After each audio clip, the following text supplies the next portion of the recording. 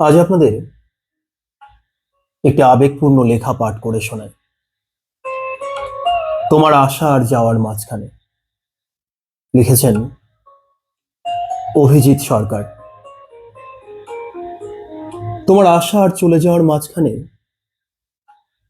যতটুকু সময় আমি ছিলাম, সেইটুকু বোধহয় আমার জীবনের সবচেয়ে দীর্ঘ বসন্ত।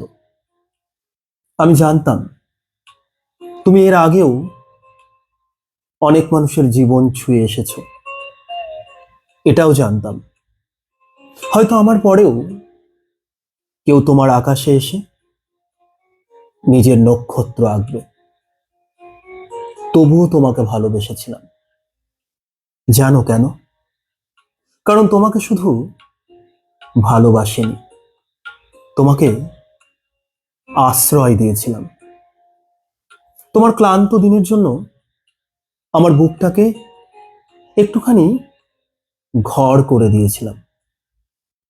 আর সেই ঘরে থাকতে থাকতে আমিও বুঝেছিলাম আমি একদিন কারো ঠিকানা হয়েছিলাম।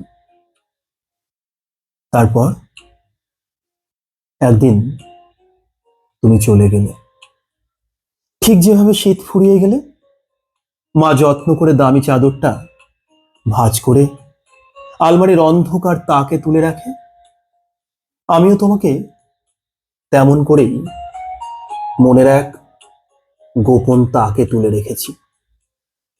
বাইরে থেকে ভুলে থাকার অভিনয় করি, অথচ প্রতি শীত এলে সেই স্মৃতির চাদরটা আবার গায়ে জড়াই। আর তার ভাঁজে ভাঁজে আজও তোমার গন্ধ খুঁজি।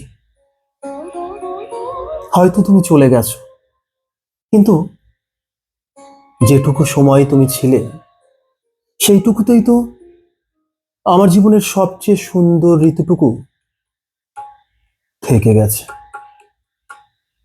ধন্যবাদ।